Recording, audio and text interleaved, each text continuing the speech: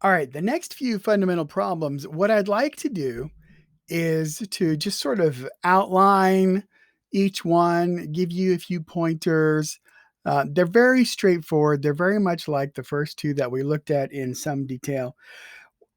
With number 15 here, we're going to be doing the same thing in the sense that we have to find a moment, and then we want to know how much of that moment is in a particular direction, in this case, the x-axis. All right. So that means once you get your moment value, all right, you're going to end up going I dot times that moment. All right.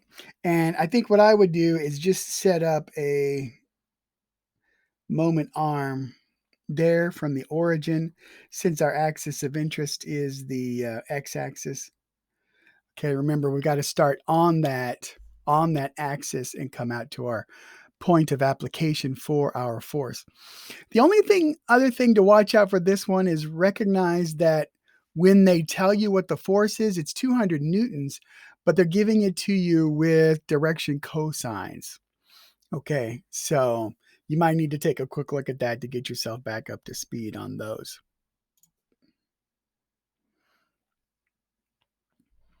This one is exactly the same. Determine the magnitude of the moment of the force about the y-axis. Again, I think your best bet is probably to set up a moment arm from the origin going out that way.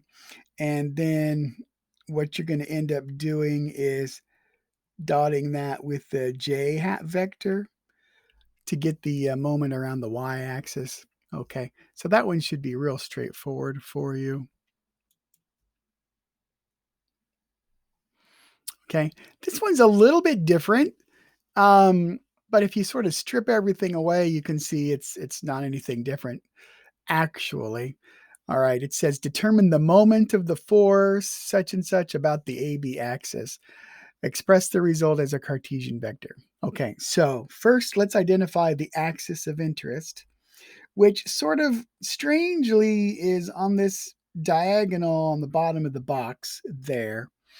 Okay, and so what we're going to ultimately need is we're going to ultimately end up taking our moment that we calculate and dotting it with a unit vector in that direction, BA. Okay, um, so that's going to give us the component along there. All right, now what you got to do is you got to set up your moment arm.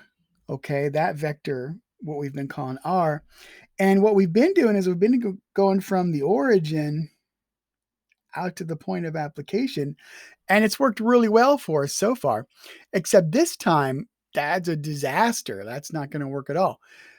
And the reason it won't work is because that moment arm has to begin on the axis of interest. Okay, so we don't want that. We want it to be something like here or here. Anyway, it starts on the axis, then goes out to our point of application. So what I would do is find a super easy way to do, and hint, hint, I would go like this. Okay, just go straight up from A. That's going to be really easy to get that for you there. Okay, and one more to look at here. All right, and the only thing complicated about this one is the force vector. So they're giving it to us where you're going to have to deal with the shadow vector. Okay. So see, we've got 3, 4, 5 and a 3, 4, 5. And so you're going to have to find this part of the vector, and then you can put it into its components for y and x this way. And of course, that's going to be your z. Okay. So, and that's the hardest part about that. Ultimately,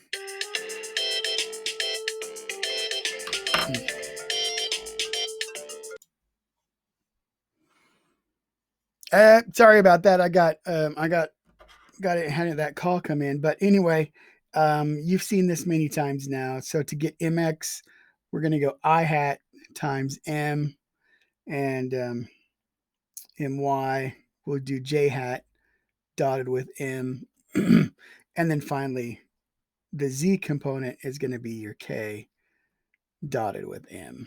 Okay. And it's just that straightforward. Okay. So you got a chance to get really good at these. All right. There you go.